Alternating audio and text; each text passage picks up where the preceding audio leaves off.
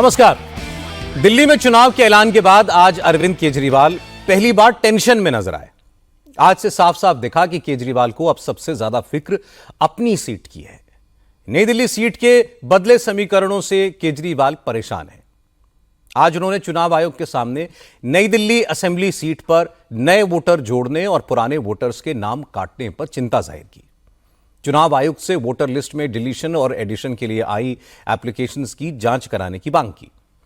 नई दिल्ली के जिला निर्वाचन अधिकारी को तुरंत हटाने की भी मांग की। इसके अलावा केजरीवाल ने बीजेपी के नेता परवेश वर्मा की शिकायत की। कहा कि परवेश वर्मा के चुनाव लड़ने पर पाबंदी लगाई जाए। नई दिल्ली से कांग्रेस के उम्मीदवार संदीप दीक्षित को बीजेपी का एजेंट बताया। हालांकि केजरीवाल आम आदमी पार्टी का चेहरा है। आम आदमी पार्टी का हर उम्मीदवार केजरीवाल के चेहरे पर चुनाव लड़ रहा है, लेकिन अरविंद केजरीवाल को अपनी ही सीट की सबसे ज्यादा चिंता है। आखिर वोटर लिस्ट में अपडेशन से केजरीवाल की टेंशन क्यों बढ़ गई है? केजरीवाल के आरोपों पर बीजेपी के नेताओं ने क्या कहा? परवेश वर्मा और संदीप दीक्षित ने केजरीवाल को क्या जवाब दिया? यह सब आपको दिखाएंगे।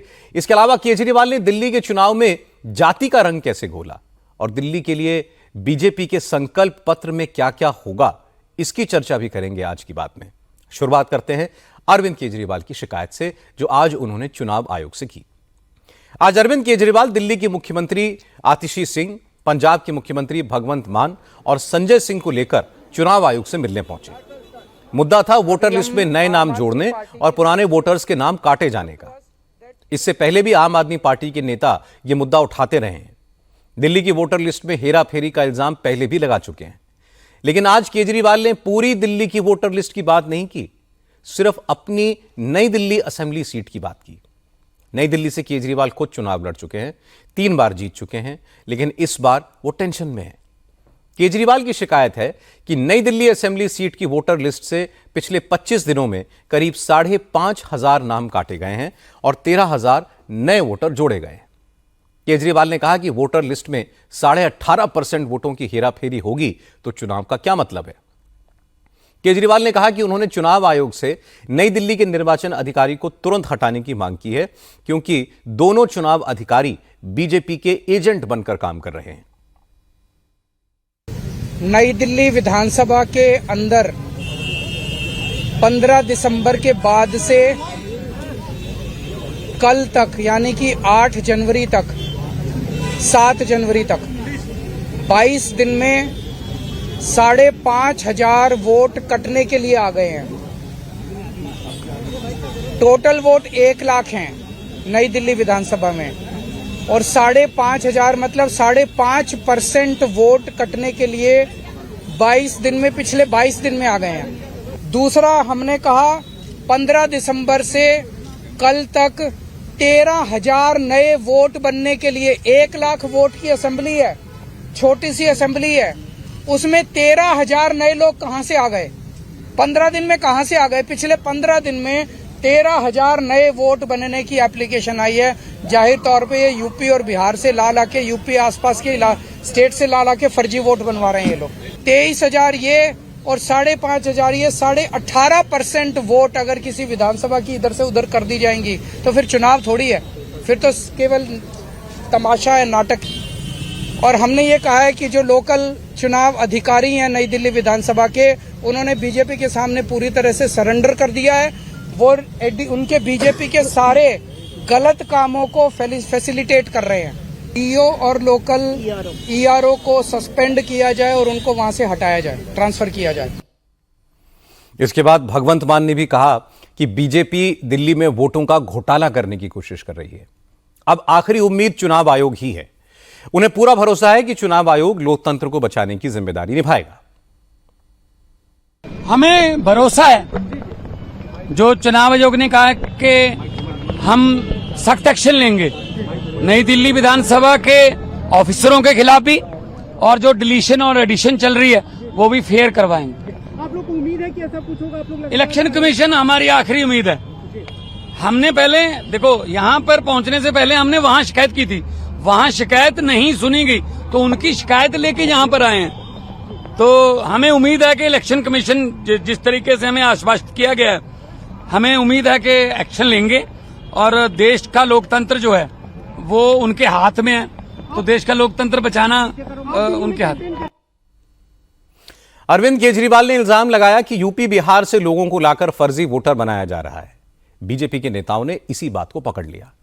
बीजेपी के सांसद मनोज तिवारी ने कहा कि केजरीवाल यूपी बिहार के लोगों से नफरत करते हैं, इसलिए बार बार यूपी बिहार के लोगों का अपमान करते हैं।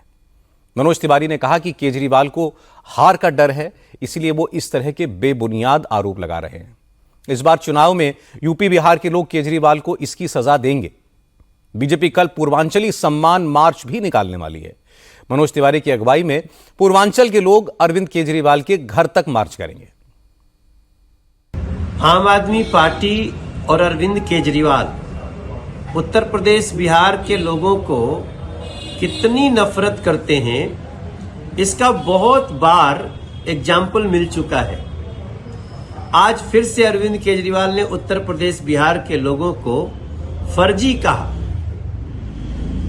उत्तर प्रदेश बिहार के लोग दिल्ली आकर के फर्जी वोट बनवा रहे हैं, ऐसा बयान दिया है आज अरविंद केजरीवाल ने। ये वही अरविंद केजरीवाल हैं, ये वही आम आदमी पार्टी है जो कोरोना में उत्तर प्रदेश बिहार झारखंड के लोगों को झूठ बोल करके आनंद विहार भेज दिया।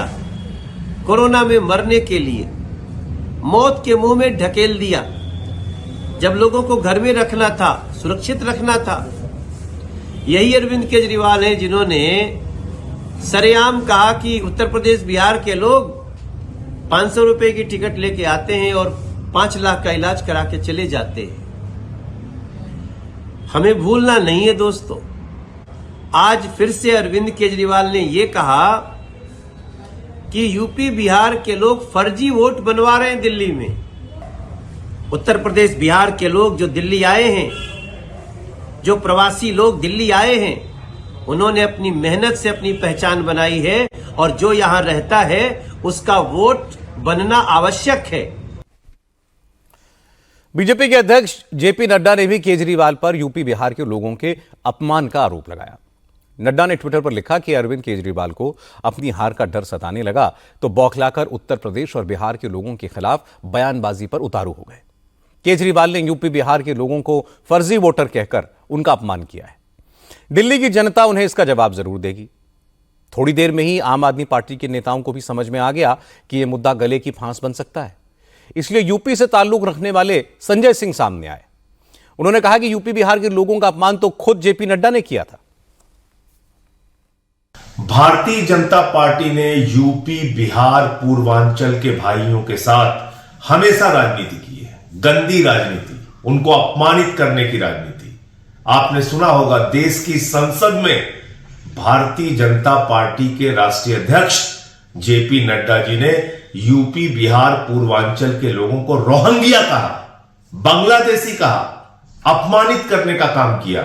प्रधानमंत्री जी ने कहा था कच्ची कॉलोनियों में रहने वाले यूपी बिहार पूर्वांचल के भाइयों को 40 लाख पक्का कर देंगे, उनके जो कच्ची कॉलोनियों में मकान है उसको। आज तक 40 भी नहीं हुए। तो इसलिए मैं समझता हूं कि जो भारतीय जनता पार्टी है वो हमेशा से यूपी बिहार पूर्वांचल के लोगों से नफरत करने का काम करती है, उनको अपमानित करने का काम करती है। दूसरी तरफ अरविंद केजरीवाल हैं जिन्होंने सबसे ज्यादा टिकट पूर्वांचल के लोगों को दिया। पूर्वांचल के गोपाल राय जी को मंत्री बनाया, मुझे सांसद बनाया। आम आदमी पार्टी ने हमेशा पूर्वांचल के, यूपी के, बिहार के लोगों का सम्मान किया। छठ के हजारों घाट बनाए दिल्ली के अंदर, और आज एक बात का बतंगड़ बनाने का काम भारतीय जनता पार्टी कर रही है। अरविंद केजरीवाल ने आज चुनाव आयोग से परवेश वर्मा के चुनाव लड़ने पर पाबंदी लगाने की भी मांग की। परवेश वर्मा नई दिल्ली सीट पर बीजेपी के उम्मीदवार हैं। केजरीवाल ने कहा कि परवेश वर्मा चुनाव आचार संहिता का खुलेआम उल्लंघन कर रहे हैं, पैसे बांट रहे हैं, जॉब फेयर लगा रहे हैं, इसलिए उन्हें चुनाव लड़ने से रोका जाना चाहिए। देर शाम तक खबर आई कि केजरीवाल की शिकायत पर इलेक्शन कमीशन ने नई दिल्ली के जिला निर्वाचन अधिकारी से इस मामले की जांच करने के लिए कह दिया है कि नई दिल्ली विधानसभा के अंदर प्रवेश वर्मा जी खुलेआम जॉब कैंप लगा रहे हैं, रजिस्ट्रेशन कर रहे हैं, खुलेआम पैसे बांटे जा रहे हैं, खुलेआम हेल्थ कैंप में चश्मे बांटे जा रहे हैं। 15 जनवरी को उन्होंने ऐलान किया है कि जॉब फेयर लगाए जाएंगे। ये सारे के सारे इलेक्शन कमीशन की अलग अलग रूल्स और ऑर्डर्स के तहत, इंस्ट्रक्शंस के तहत, ये करप्ट प्रैक्टिसेस के तहत आता है। प्रवेश वर्मा को चुनाव लड़ने से उसको डिबार किया जाना चाहिए। प्रवेश वर्मा के घर पे रेड मारी जानी चाहिए ताकि पता चले उसके घर में कितना पैसा है। ट्वीट कर रहा है, ट्वीट कर करके वो खुलेआम सरेआम कर रहा है। जैसे कि फिल्मों में आप देखते हो ना, मैं तो फलाने फलाने का, कोई पुलिस वाला किसी को पकड़ लेता है तो उससे वो कहता है पता है मैं मेरा बाप कौन है। तो उसी तरह से वो तो खुलेआम कह रहा है एक तरह से, प्रवेश वर्मा मैं पैसे भी बांटूंगा, मैं जॉब कार्ड भी दूंगा। मैं नहीं मानता किसी को। अरविंद केजरीवाल ने आरोप लगाए तो परवेश वर्मा ने भी जवाब देने में देरी नहीं की। परवेश वर्मा ने कहा कि अगर अरविंद केजरीवाल ने अपने विधानसभा इलाके में काम किया होता तो इस तरह की बातें नहीं करनी पड़ती। परवेश वर्मा ने कहा कि केजरीवाल झूठे इल्जाम लगाकर सिंपैथी हासिल करने की कोशिश कर रहे हैं, लेकिन वो कामयाब नहीं होंगे। कि नई दिल्ली सीट हार जाएंगे, उनको हारती हुई दिख रही है। तो आज मेरे ऊपर में वो ऐसे ऐसे आरोप लगा रहे हैं कि मैं वोटर लिस्ट से नाम कटवा रहा हूं, मैं जॉब फेयर करवा रहा हूं, मैं लाडली योजना चला रहा हूं। अगर आपने 11 साल में कुछ एक काम भी किया होता तो आपको ये चिल्लाने की जरूरत नहीं पड़ती। तो आज उनको जब अपनी जमीन खिसकती हुई दिखाई दे रही है, उनको अपनी हार दिखाई दे रही है, और हो सकता आज तो मैं कहीं देख रहा था कि वो 2 सीटों पर भी चुनाव लड़ सकते हैं। ईश्वर से मेरी प्रार्थना है कि वो ना जाएं 2 सीटों पर, केवल जो है नई दिल्ली की सीट पर टिके रहें, क्योंकि यहां की जनता को तो जवाब देना पड़ेगा। आप ये चुनाव लड़िए, शांति से लड़िए, बिना भेदभाव के, बिना हमको जातियों में बांटकर, और उसके बाद में दिल्ली की जनता के ऊपर में फैसला छोड़ दीजिए। दिल्ली बीजेपी के अध्यक्ष वीरेंद्र सचदेवा ने भी कहा कि अरविंद केजरीवाल को पता चल गया है कि वो हार रहे हैं, इसलिए वो परवेश वर्मा के पीछे पड़ गए हैं और बार बार नई दिल्ली विधानसभा सीट की ही बात कर रहे हैं। जहाँ तक मेरा अनुभव है, जो हम स्कूल में देखते रहे हैं, जिस बच्चे को लगता है कि वो फेल होने वाला है तो वो सबसे पहले जाके घर पे शिकायत करता है या ऊपर शिकायत करता है कि इस बार प्रश्न पत्र बड़ा कठिन आने वाला है। तो अरविंद केजरीवाल को हकीकत पता है उसके साथ क्या होने वाला है, इसलिए वो अब सिर्फ दिल्ली की बात नहीं कर रहे, वो घूमो फिर कर सिर्फ नई दिल्ली की बात ही कर रहे। चाहे वो संजय सिंह हो, राघव चड्डा हो, आतिशी मारलेना हो या अरविंद केजरीवाल, इन सबको अब दिल्ली में एक ही विधानसभा चाहिए, उसी की चिंता उन्हें सता रही है। नई दिल्ली सीट पर कांग्रेस के पूर्व मुख्यमंत्री शीला दीक्षित के बेटे संदीप दीक्षित को केजरीवाल के खिलाफ मैदान में उतारा गया है। आतिशी सिंह और संजय सिंह संदीप दीक्षित को बीजेपी का एजेंट बता चुके हैं। संदीप दीक्षित पर बीजेपी से पैसा लेकर चुनाव लड़ने का इल्जाम लगाया था। आज संदीप दीक्षित ने कहा कि वो केजरीवाल और उनकी पार्टी के नेताओं के खिलाफ मानहानि का केस करने जा रहे हैं। केजरीवाल ने ऐसे ही आरोप शीला दीक्षित पर लगाए थे, लेकिन अब वो आरोप लगाकर भाग नहीं सकते। केजरीवाल को अब कोर्ट में अपने आरोपों का सबूत देना होगा। देखिए, ऐसा उन्होंने ये कहा कि मुझे भारतीय जनता पार्टी से करोड़ों रुपया कैश मिला है, तो भी आपका मतलब है कि मैं तो क्रिमिनल हूं ना, अपराधी हूं ना, तो उसको उसका आप सबूत दीजिए ना।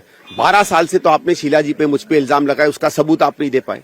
यहां भी मुझे मालूम है आप ऊपर से नीचे झूठ बोल रहे हैं, लेकिन आप अगर सार्वजनिक रूप पर मुझे बदनाम करते हैं तो मैं तो आपके खिलाफ मुकदमा करूंगा। लेकिन केजरीवाल ने आज फिर कहा कि संदीप दीक्षित बीजेपी की कठपुतली है। बीजेपी जो कहती है वो वही करते हैं। जो केस वो करने जा रहे हैं वो भी बीजेपी के कहने पर ही कर रहे होंगे। कर लें, वो बस केस ही करने के लिए। वो बीजेपी उनको कहती है, वो तो बीजेपी का मोहरा है। बीजेपी कहती है चेस के अंदर 1 कदम चल तो वो 1 कदम चलता है, वो कहते हैं 2 कदम चल तो वो 2 कदम चलता है, वो कहते हैं राइट मुड़ जाओ तो वो राइट मुड़ जाता है, वो कहते हैं लेफ्ट मुड़ जाता है, वो कहते हैं केस कर क्या तो वो केस करता है, वो कहते हैं इन आदमियों को खरीद ले तो वो आदमी हो तो वो तो। अरविंद केजरीवाल की मुश्किल यह है कि नई दिल्ली सीट पर वो लगातार 3 चुनाव जीत चुके हैं, लेकिन पिछले 2 इलेक्शंस में उनका विक्ट्री मार्जिन घटता रहा है। 2015 में उन्हें 61% वोट मिले थे। जीत का मार्जिन 31,000 वोट का था, लेकिन 2020 में यह मार्जिन घट गया, 21,000 का रह गया। दूसरी बात, 2020 में भी नई दिल्ली सीट पर वोटर्स की संख्या 11,000 से ज्यादा बढ़ी थी। इस बार भी करीब 8,000 वोट बढ़े हैं। इसलिए वोटर लिस्ट में गड़बड़ी हुई हो यह तो नहीं लगता। लेकिन फिर भी अरविंद केजरीवाल ने शिकायत की है और उसकी जांच चुनाव आयोग करेगा। लेकिन केजरीवाल जिस तरह से टेंशन में दिख रहे हैं उससे लगता है कि उन्हें अंदाजा है कि इस बार उनका मुकाबला आसान नहीं होगा, इसलिए वो हर दांव अपना रहे हैं। आज अरविंद केजरीवाल ने दिल्ली की राजनीति में जाति का रंग भी घोल दिया। केजरीवाल ने दिल्ली के जाटों को पिछड़े वर्ग में शामिल करने की मांग की। उन्होंने प्रधानमंत्री नरेंद्र मोदी को चिट्ठी लिखकर जाटों के साथ साथ 5 और जातियों रावत, रोनिया, रायंतवर, चारण और ओड को केंद्र की ओबीसी लिस्ट में शामिल करने की मांग की। केजरीवाल ने कहा कि मोदी और अमित शाह दिल्ली के जाटों को 4 बार पिछड़े वर्ग में शामिल करने का भरोसा दे चुके हैं, लेकिन यह भरोसा कभी पूरा नहीं किया। इसलिए अब आम आदमी पार्टी जाटों को आरक्षण दिलाने की लड़ाई लड़ेगी। दिल्ली सरकार की एक ओबीसी लिस्ट है। इस ओबीसी लिस्ट में, दिल्ली सरकार की ओबीसी लिस्ट में जाट समाज का नाम आता है। केंद्र सरकार की ओबीसी लिस्ट में दिल्ली का जाट समाज नहीं आता। बड़ी इंटरेस्टिंग बात यह है कि दिल्ली यूनिवर्सिटी में जब एडमिशन लेने जाते हैं तो राजस्थान के जाट समाज को रिजर्वेशन मिलता है दिल्ली के कॉलेज में, दिल्ली के जाट समाज को दिल्ली के कॉलेज में रिजर्वेशन नहीं मिलता। ये तो हमारे पूरे दिल्ली के जाट समाज के भाइयों के साथ, बहनों के साथ बहुत बड़ा अन्याय है। और ये अन्याय ये जले पे नमक छिड़कने जैसा है कि 4 बार पिछले 10 साल में प्रधानमंत्री जी ने अपने घर बुला के और अमित शाह जी ने जाट समाज के नेताओं को आश्वासन दिया, भरोसा दिया, वचन दिया, गारंटी दी कि दिल्ली के जाट समाज को केंद्र की ओबीसी लिस्ट के अंदर डाला जाएगा। हमारा निवेदन है कि जो धोखा 10 साल से भारतीय जनता पार्टी दिल्ली के जाट समाज को देती आ रही है, वो धोखा देना बंद करें, अपने पुराने वादे पूरे करें। और अगर पूरे नहीं करेंगे तो आज केजरीवाल दिल्ली के पूरे जाट समाज को ये वादा कर रहा है कि मैं आपके लिए संघर्ष करूंगा और मैं केंद्र सरकार से करवा के लेके आऊंगा, चाहे मुझे इसके लिए जो मर्जी करना पड़े। जाटों को आरक्षण के सवाल पर केजरीवाल को बीजेपी की तरफ से पहला जवाब कैलाश गहलोत ने दिया। कैलाश गहलोत खुद जाट हैं, अरविंद केजरीवाल की सरकार में मंत्री थे। 2 महीने ही पहले केजरीवाल का साथ छोड़कर वो बीजेपी में आए हैं। कैलाश गहलोत ने कहा कि जब वो सरकार में थे तब उन्होंने कई बार केजरीवाल से जाटों के आरक्षण का प्रस्ताव केंद्र को भेजने के लिए कहा था, लेकिन तब केजरीवाल ने कोई कदम नहीं उठाया। कैलाश गहलोत ने कहा कि वो केजरीवाल को अच्छी तरह जानते हैं, ये उनका चुनावी स्टंट है, कुछ और नहीं। केवल चुनावी स्टंट है और कुछ नहीं है। अब जब चुनाव सर पर हैं बिल्कुल, तो उनको जाटों की याद आ गई। 10 साल से उनको जाटों की याद नहीं आई थी। और मैं तो खुद एक जाट कम्युनिटी से बिलोंग करता हूं। मैंने खुद कितनी बार उनको ये रिक्वेस्ट किया कि ये इशू लाखों जो जाट हैं की संख्या में, ये उनको इफेक्ट करता है, उनके बच्चों को इफेक्ट करता है, तो आपको ये मुद्दा उठाना चाहिए। लेकिन उस टाइम हो सकता है समय नहीं था। मुझे लगता है कि उस टाइम उनको लगा कि जाटों की जरूरत नहीं है। अब है, क्योंकि अब चुनाव है और वोट चाहिए। मैं तो खुद कितनी बार उनको ये कहा कि आपको ये मुद्दा, कंसर्न मिनिस्टर है, चाहे पीएम से टाइम लीजिए और जाटों को आरक्षण दिल्ली में मिलना चाहिए। नई दिल्ली सीट पर केजरीवाल के खिलाफ चुनाव लड़ रहे परवेश वर्मा भी जाट हैं। परवेश वर्मा ने कहा कि तमाम राज्यों में बीजेपी ने जाटों को आरक्षण दिया, दिल्ली को पहला जाट मुख्यमंत्री भी भाजपा ने दिया, इसलिए केजरीवाल चुनाव से पहले जाटों के साथ हमदर्दी ना दिखाएं। जाट बहुत समझदार हैं। परवेश वर्मा ने कहा कि इस बार सिर्फ जाट ही नहीं, 36 बिरादरियों ने केजरीवाल के बॉयकॉट का फैसला किया है। दिल्ली के ग्रामीण इलाकों में इस बार केजरीवाल की पार्टी को एक भी सीट नहीं मिलेगी। एक व्यक्ति जो कहता था कि मैं तो धर्मनिरपेक्ष हूं, हमको सारे समाजों को लेकर चलना चाहिए, आज उसको जाटों की याद आ रही है। तो ये बात अच्छी तो है, मगर जाट लोग सारे समझ चुके हैं कि ये फर्जीवाल नहीं, केजरीवाल ये कितना ज्यादा झूठ बोलते हैं। वो प्रावधान ऐसे होता है कि सबसे पहले जो स्टेट बॉडी है, जो स्टेट की सरकार है, जैसे केजरीवाल सरकार थी, पहले वो यहां पर अपने पास में प्रस्ताव पास करती है और उस प्रस्ताव को नेशनल ओबीसी कमीशन में भेजती है। पिछले 10 सालों में दिल्ली के पूर्व मुख्यमंत्री केजरीवाल को कई बार ऐसा मौका तो मिला जब उन्होंने विधानसभा का स्पेशल सत्र बुलाया और उसमें भर भर कर प्रधानमंत्री मोदी जी को अपशब्द बोले उसमें भर भर कर हमारे दिल्ली के एलजी साहब को अपशब्द बोले, मगर 10 साल में एक भी बार उन्होंने विधानसभा में सेंटर के पास में जाट ओबीसी लिस्ट में जाटों को डाला जाए इसका प्रस्ताव एक बार भी पास नहीं किया। और आज वो ये सारी पॉलिटिक्स कर रहे हैं। ये बहुत ही शर्म की बात है। इससे ज्यादा शर्म की बात कोई हो नहीं सकती है। केजरीवाल को तो जाटों से बदबू आती है। केजरीवाल के घर तो जाटों की एंट्री नहीं हुई कभी आज तक। और सबसे ज्यादा उनको जो दुख हो रहा है वो ये हो रहा है कि मैं उनके सामने चुनाव लड़ रहा हूं। इसके बाद संदीप दीक्षित ने भी कहा कि अगर केजरीवाल को जाटों की चिंता थी तो 10 साल में जाटों के लिए कुछ करते। अब उन्हें जाटों की फिक्र नहीं हो रही बल्कि अपनी फिक्र हो रही है, इसलिए दिखावा करने के लिए प्रधानमंत्री को चिट्ठी लिख रहे हैं। तो जाट तो पिछले 10 साल से दिल्ली में हैं, इनको 10 साल से नहीं जागे ये। भाई संविधान की आप शपथ खाकर मुख्यमंत्री बने थे। संविधान में एक तरीका है, अगर आपको कोई भी नई समुदाय को या समाज को किसी भी रिजर्वेशन में जोड़ना पड़ता है तो उसका एक तरीका होता है।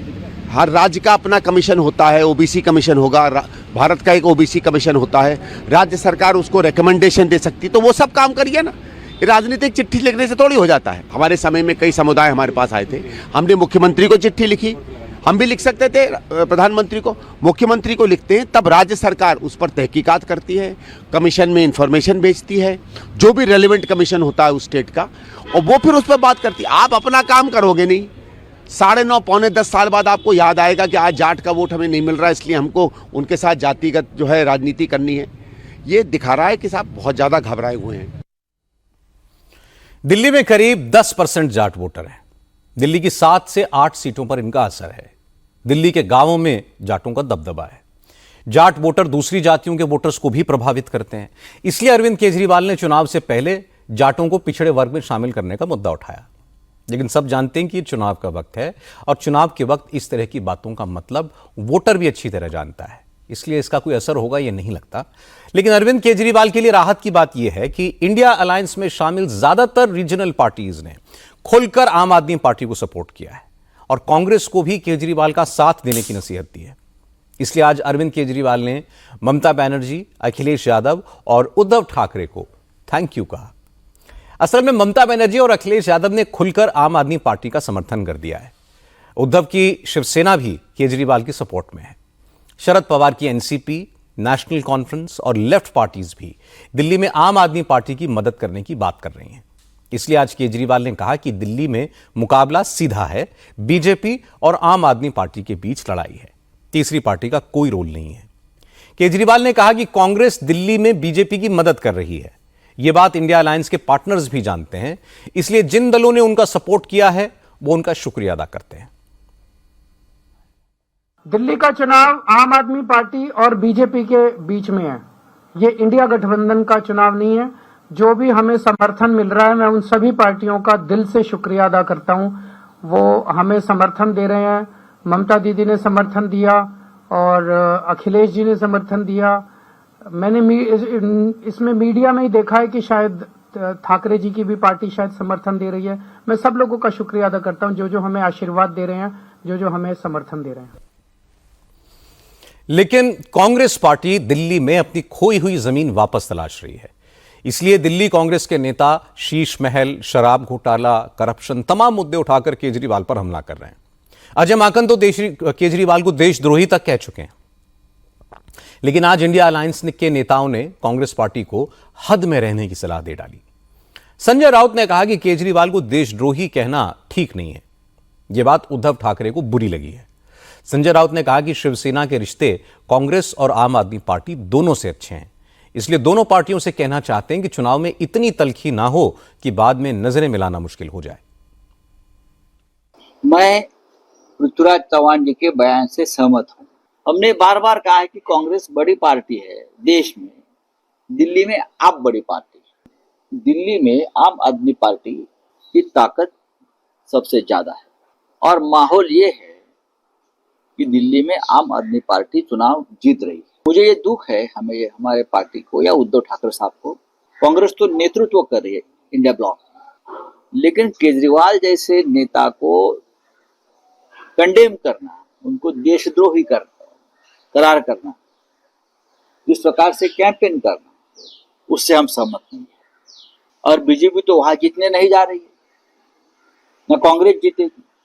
लेकिन कांग्रेस ठीक तरह से चुनाव इस बार वहां लड़ रही है। फिर भी अगर दोनों एक साथ आकर लड़ते तो हमारे जैसे लोगों को खुशी होती। संजय राउत भले ही बात को संभालने की कोशिश कर रहे हों, लेकिन प्रियंका चतुर्वेदी ने साफ साफ कह दिया कि दिल्ली में उद्धव ठाकरे की पार्टी केजरीवाल के साथ है। उसके बाद आदित्य ठाकरे ने भी क्लियर कर दिया कि आम आदमी पार्टी ही दिल्ली में बीजेपी को हरा सकती है, इसलिए उनका समर्थन आम आदमी पार्टी को है। ये एक बात है कि जो केजरीवाल साहब ने काम जो किया है दिल्ली के लिए, और जो अच्छा काम किया है, जो दिल्ली का चेहरा बदला है, उसे तो कोई ना नहीं कह सकता। काम है तो उसे स्वीकारो।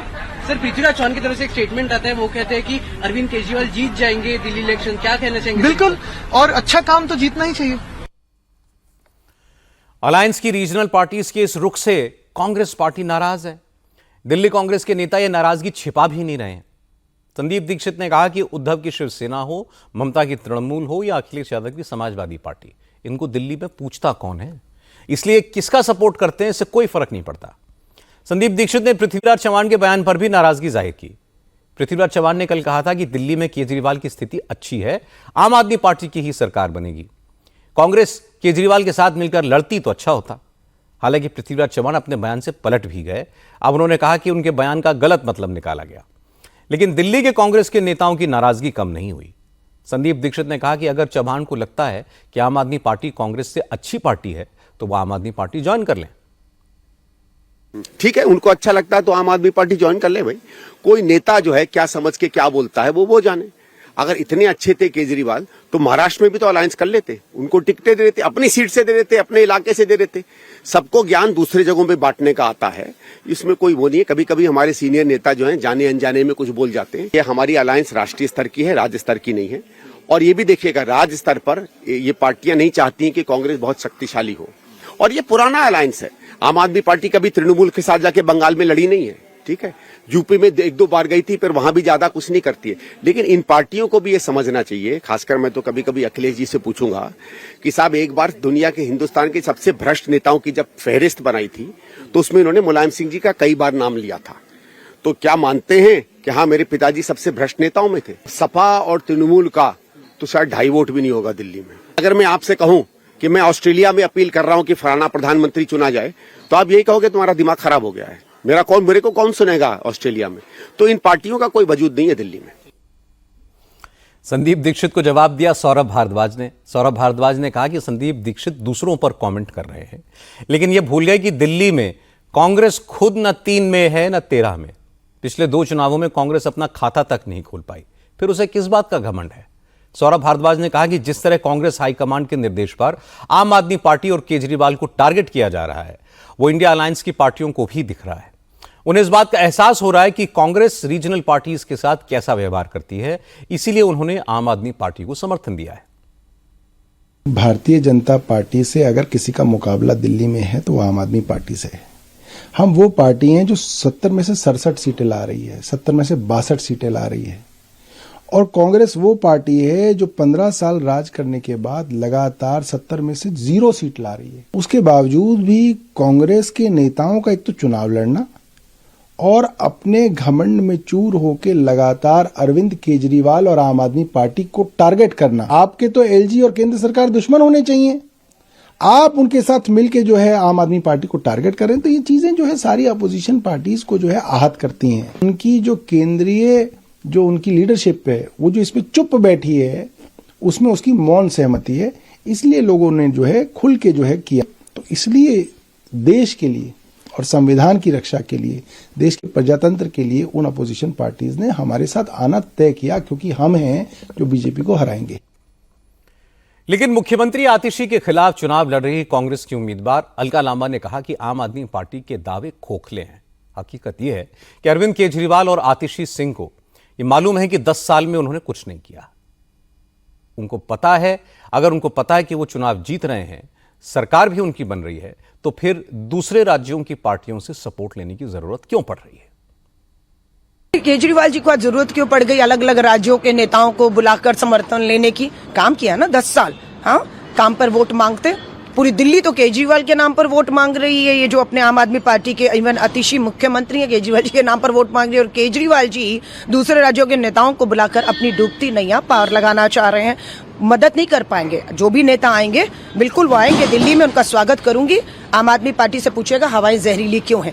आम आदमी पार्टी केजरीवाल से पूछेगा यमुना माँ का पानी आज भी इतना दूषित जहरीला क्यों है। शराब नीति में पूछना चाहिए उन नेताओं को जो अरविंद केजरीवाल के लिए आएंगे कि दिल्ली को शराब के नशे में क्यों धकेला गया। एक के साथ एक शराब की बोतल फ्री, पीने की उम्र शराब पीने की कम करके ग्राहक दे रहे थे युवाओं को शराब में। ये सब सवाल उम्मीद है वो भी पूछेंगे क्योंकि दिल्ली पूछ रही है।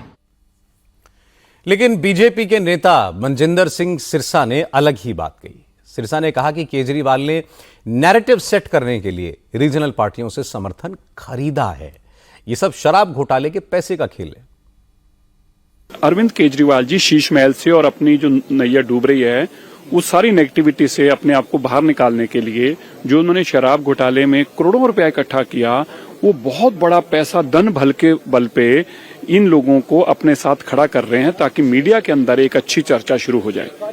इसके लिए शराब घोटाले का जो धन उनके पास था, इस धन का इस्तेमाल किया जा रहा है। और बहुत बड़े, आपको बता रहा हूं, बहुत बड़ा अमाउंट उनके एक बहुत निजी आदमी ने मुझे बताया, उनके एक बहुत पार्टी के सीनियर लीडर ने बताया कि टीएमसी के बड़े लीडरों को और समाजवादी पार्टी के बड़े लीडरों को और कांग्रेस के जिन लोगों से अपने हक में बयान दिलवा रहे हैं, वो एक माहौल बदलना चाहते हैं कि मेरा जो शीश महल का कारण जो मेरे फ्रॉड सामने पकड़े गए हैं, मेरी जो छवि गिर गई है, एक ऐसा माहौल टीवी चैनलों पे चल पड़ेगी। वे भी अलायंस करें, वो भी मेरे को समर्थन कर रहा है, वो भी मुझे समर्थन कर रहा है, ये भी समर्थन में उतर आया। इसके लिए वो जो शराब घोटाले का पैसा, उसका इस्तेमाल करके पैसा देकर ये जो है ये बयान दिलवाए जा रहे हैं और समर्थन लिए जा रहे हैं। इंडिया अलायंस में मचे इस घमासान पर बीजेपी मजे ले रही है।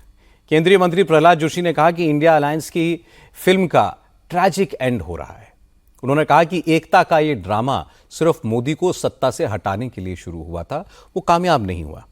प्रहलाद जोशी ने कहा कि उन्हें तो पहले से पता था कि विपक्षी मोर्चा स्वार्थ का गठबंधन है, इसका टूटना तय है, वही हो रहा है। इंडिया गठबंधन जो है, इंडी गठबंधन, that itself was unnatural because they were fighting. You take for example, Communist Party is one of the Indi partners. तो केरल में आपस में लड़ते हैं, वेस्ट बंगाल में लड़ते हैं। तो ये माननीय अमित शाह जी ने एक बार कहा था, आप सब लोगों को याद होगा, ये फोटो अप है, ये फोटो शूट है और कुछ नहीं है। ये तो तब सब लोग कूद पड़े थे, नहीं नहीं ऐसे कैसे बोलते हैं करके। अभी वही हो रहा है। Congress can never go with other parties, इनके स्वभाव में भी नहीं है, उनके ब्लड में भी नहीं है। तो कांग्रेस पार्टी समझते हैं मैं सबसे सुपीरियर हूं, और ये नकली गांधी परिवार के लोग जो है वो समझते हैं हम इस प्रधानमंत्री जी के चेयर पर बैठने के लिए ही हम देश में पैदा हुआ है। इनका प्रॉब्लम है, हम क्या करें, इसलिए तो झगड़ते रहते हैं। ये कभी भी गठबंधन है ही नहीं है। ये तो एक शो ऑफ था, क्योंकि उनको समझ आ गया था कि मोदी जी के नेतृत्व का एनडीए को, मोदी जी के नेतृत्व को, भारतीय जनता पार्टी को ये ठीक सरते सामना नहीं कर सकते हैं। दैट्स वाई ये तो एक शुरू किया ड्रामा, वो ड्रामा अंत हो रहा है, ये ड्रामा ट्रेजिक अंत हो रहा है। आज अरविंद केजरीवाल के चेहरे पर परेशानी तो साफ दिखाई दी, क्योंकि केजरीवाल जानते हैं कि कांग्रेस इस बार पूरी ताकत से लड़ रही है। असदुद्दीन ओवैसी की पार्टी के उम्मीदवार भी मैदान में हैं, इसलिए एंटी बीजेपी वोट बटेंगे और इसका सीधा फायदा बीजेपी को होगा। इसलिए केजरीवाल की कोशिश है कि दिल्ली में ऐसा माहौल बने जिससे लगे कि मुकाबला आम आदमी पार्टी और बीजेपी के बीच है, कांग्रेस लड़ाई में है ही नहीं। और इंडिया अलायंस में शामिल रीजनल पार्टीज के नेताओं ने यही बात कही है। इसलिए केजरीवाल ने ममता, अखिलेश और उद्धव को थैंक यू कहा है। आगे बढ़ते हैं। आज सुबह सुबह तिरुपति से एक बुरी खबर आई। कल देर रात बालाजी मंदिर में टोकन बांटने के दौरान भगदड़ मच गई थी, जिसमें 6 लोगों की मौत हो गई। करीब 3 दर्जन लोग बुरी तरह घायल हैं। हालांकि फिलहाल हालात ठीक हैं, क्योंकि कल वैकुंठ एकादशी है। इस मौके पर लाखों श्रद्धालु भगवान बालाजी के दर्शन करने के लिए जाते हैं। कल हजारों लोग टोकन लेने पहुंच गए और तिरुमला तिरुपति देवस्थानम ट्रस्ट इतनी भीड़ से निपटने के लिए तैयार नहीं था, इसीलिए इतना बड़ा हादसा हो गया। आज आंध्र प्रदेश के मुख्यमंत्री चंद्रबाबू नायडू ने तिरुपति मंदिर का दौरा किया। नायडू के साथ उनके कई मंत्री थे। चंद्रबाबू नायडू ने मंदिर प्रशासन के अधिकारियों के साथ मीटिंग की उनसे इस बद इंतजामी की वजह पूछी, सारी कमियां दूर करने का निर्देश दिया। मीटिंग में पुलिस प्रशासन के अधिकारी भी शामिल हुए।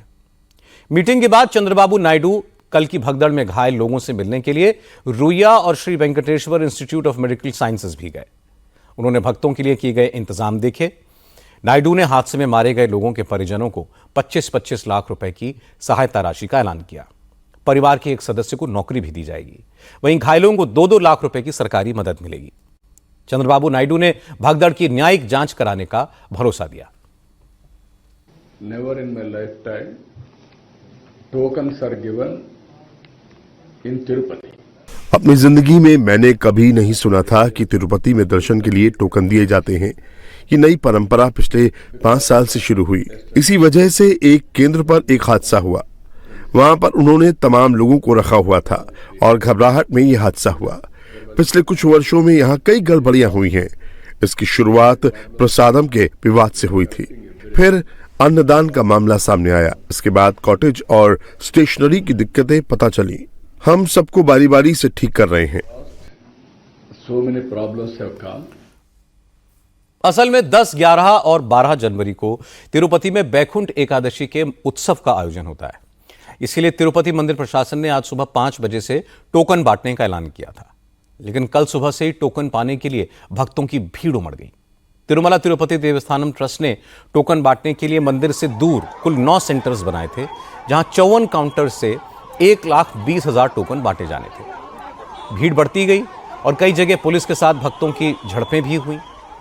सबसे पहले तिरुपति के जीवाकोना इलाके में पुलिस वालों की भक्तों से बहस हुई, क्योंकि सुबह से खड़े भक्त जबरन लाइन में घुसने की कोशिश कर रहे थे। वहां एडिशनल फोर्स बुलाकर हालात को कंट्रोल किया गया।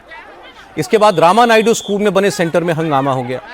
इस सेंटर में सबसे ज्यादा भीड़ उमड़ी थी, लेकिन टोकन आज सुबह से बांटे जाने थे, इसलिए पुलिस ने भक्तों को पास के पार्क में बैठने के लिए कहा।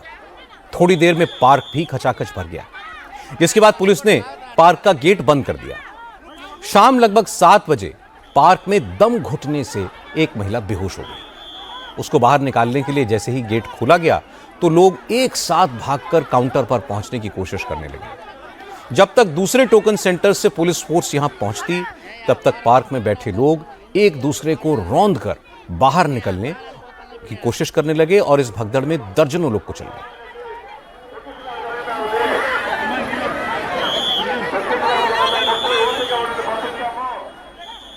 इसी भगदड़ में 6 लोगों की मौत हो गई, 40 से ज्यादा लोग घायल हो गए।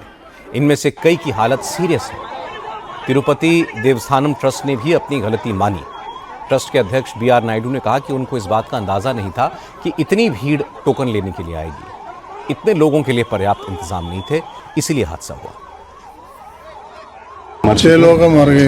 तो कहाँ के लोग हैं सर? सब थोड़ा लोग तमिलनाडु है, आंध्रा भी है। इसका कारण ओवर क्राउड, अनएक्सपेक्टेड क्राउड, ये अनफॉर्चुनेट इंसिडेंट। प्रिपेयर नहीं थे तो प्रिपरेशन में थे कि नहीं इतना लोग आएंगे ऐसे करके?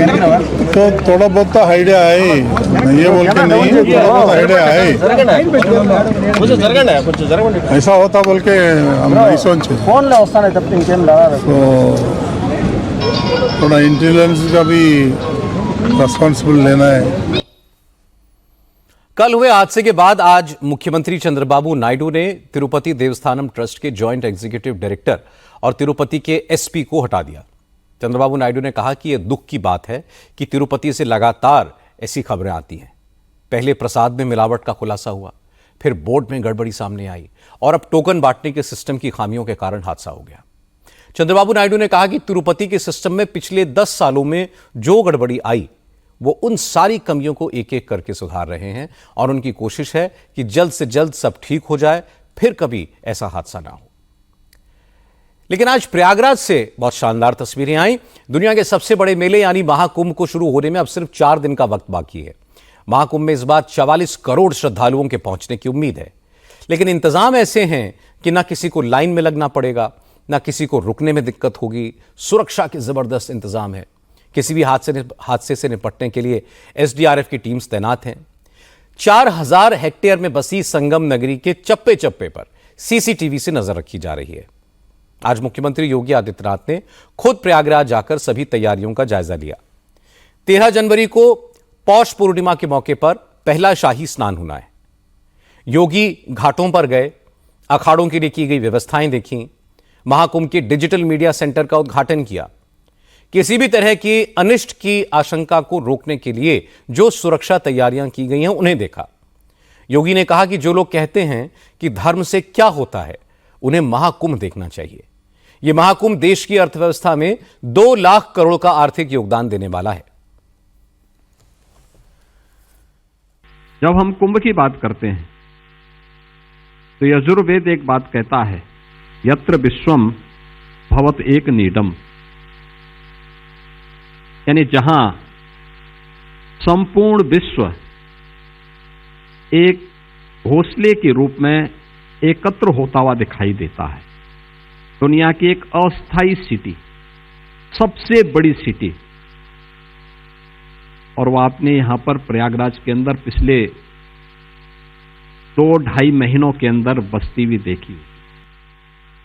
आज आस्था को सम्मान देकर के हम अर्थव्यवस्था को भी सुदृढ़ कर रहे हैं। आस्था और आधुनिकता का ये महासमागम प्रत्येक व्यक्ति के जीवन में भी कैसे खुशहाली ला सकता है।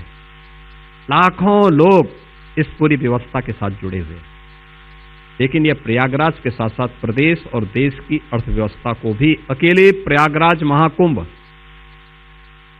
2 लाख करोड़ रुपए का ग्रोथ अकेले प्रयागराज महाकुंभ से होने जा। आज पश्चिम बंगाल में भी एक बड़ा धार्मिक आयोजन शुरू हुआ। मुख्यमंत्री ममता बनर्जी ने आज गंगा सागर मेले का उद्घाटन किया। गंगा सागर मेला 16 जनवरी तक चलेगा। इस मेले के उद्घाटन के मौके पर ममता बनर्जी ने महाकुंभ मेले की बात की।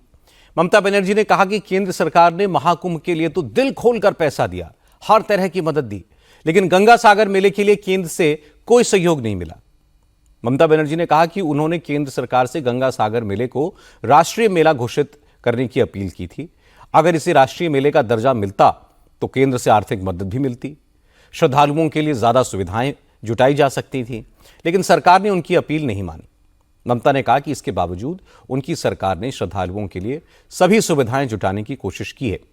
1,500 करोड़ की लागत से एक पुल बनाने की योजना को मंजूरी दी है। इससे आने वाले दिनों में श्रद्धालुओं को काफी राहत मिलेगी। पानी से जाने पड़ता है, बहुत मुश्किल से जाना पड़ता है, तो इसी के लिए अगर कोई पानी में गिर जाए, अगर कोई पानी में नहीं जा सका, अगर कोई पानी में ठीक से नहीं उठ सकता है, लॉन्च पे वेसल में बहुत सारा दिक्कत होता है। ये मुसीबत ना रहे, इसके लिए हम 10 साल से कोशिश किया कि सेंट्रल गवर्नमेंट एक ब्रिज बना दे जिसमें कुंभों का मैपिंग ये पूरा रोड कनेक्टेड हो जाएगा, लेकिन उन्होंने नहीं किया। लेकिन ये साल में हम लोगों ने डिसीजन ले लिया, रुपया भी दे दिया, 1,500 करोड़ रुपया दे रहा है कि गंगा सागर ब्रिज हम बना रहे हैं। टेंडर भी हो गया, डीपीआर भी हो गया।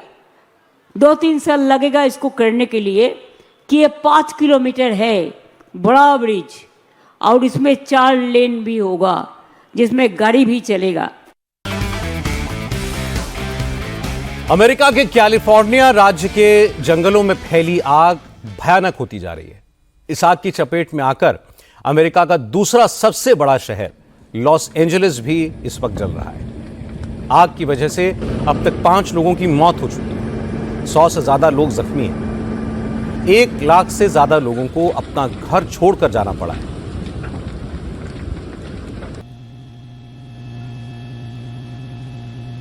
और आग का दायरा अभी भी बढ़ता जा रहा है। इस वक्त कैलिफोर्निया में लॉस एंजलिस के आसपास के कम से कम 6 जंगल धधक रहे हैं। इस आग की वजह से अमेरिका के राष्ट्रपति जो बाइडेन ने अपना इटली का दौरा रद्द कर दिया है। राष्ट्रपति के तौर पर यह बाइडेन का आखिरी विदेश दौरा था, लेकिन आग बुझाने की कोशिशों की निगरानी के लिए बाइडेन ने इटली का टूर कैंसिल कर दिया। प्रेसिडेंट बाइडेन ने अमेरिकी सेना को आदेश दिया है कि वो आग पर काबू पाने में कैलिफोर्निया सरकार और लॉस एंजलिस एडमिनिस्ट्रेशन की मदद करें।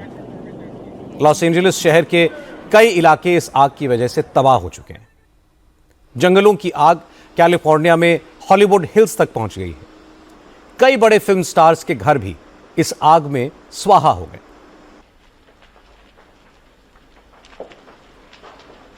जंगल की इस भयानक आग को देखते हुए इस साल ऑस्कर अवार्ड्स का नॉमिनेशन भी 2 दिनों के लिए आगे बढ़ा दिया गया है। पहले ऑस्कर नॉमिनेशन 17 जनवरी को होना था, अब 19 जनवरी तक इसे बढ़ा दिया गया है।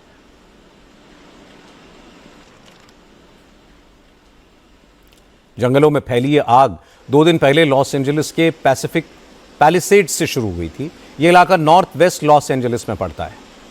शुरुआत में सिर्फ 10 एकड़ के दायरे में आग लगी, लेकिन तेज हवा की वजह से आग कुछ ही घंटों में 2900 एकड़ के दायरे में फैल गई। पूरे शहर के ऊपर धुएं का गुबार छा गया। 2 दिन में 18,000 एकड़ में फैले जंगल जल चुके हैं। इसे कैलिफोर्निया के इतिहास की सबसे विनाशकारी फॉरेस्ट फायर बताया जा रहा है। जंगल में लगी इस भीषण आग पर काबू पाने के लिए फायर फाइटर्स हवाई जहाज और हेलीकॉप्टर्स का इस्तेमाल भी कर रहे हैं।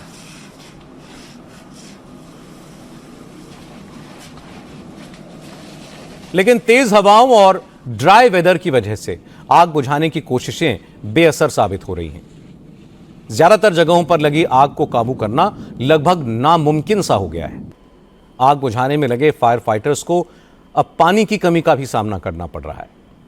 लॉस एंजलिस के प्रशासन ने लोगों से अपील की है कि वो पानी की बचत करें, वरना आने वाले वक्त में पीने के पानी की भी किल्लत हो सकती है। कैलिफोर्निया में लगी आग में अब तक 1000 से ज्यादा बिल्डिंग्स तबाह हो चुकी हैं। बस्तियों की बस्तियां खाक में तब्दील हो गई। सैटेलाइट तस्वीरों में तबाही का मंजर बिल्कुल साफ साफ दिखता है। एक्सपर्ट्स का कहना है कि इस तरह की भीषण आग की वजह क्लाइमेट चेंज है। कैलिफोर्निया में इतने भयानक हालात इसलिए बने क्योंकि हाल के महीनों में यहां बारिश नहीं हुई। फिलहाल वहां सर्दियां हैं। इस मौसम में साउथ कैलिफोर्निया में अमूमन तेज हवाएं चलती हैं। इन्हें सैंटा एना विंड्स कहा जाता है। लेकिन तेज हवाओं और इस ड्राई वेदर के कॉकटेल ने कैलिफोर्निया में ज्वालामुखी जैसा विस्फोट कर दिया है।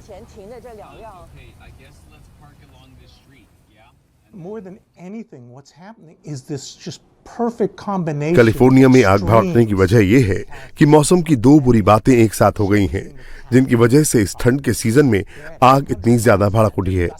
इस समय जंगल की आग भड़कने की सबसे बड़ी वजह तेज हवाएं हैं। सैंटा एना विंड्स जो 100 मील प्रति घंटे की रफ्तार से चल रही हैं, सोचिए 100 मील प्रति घंटे की रफ्तार। इसी वजह से आग बड़ी तेजी से फैलती जा रही है और इस पर काबू पाना इतना मुश्किल है।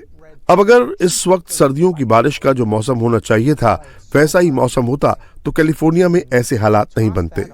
लेकिन इस बार कैलिफोर्निया की सर्दियां बेहद सूखी हैं, बारिश नहीं हो रही है।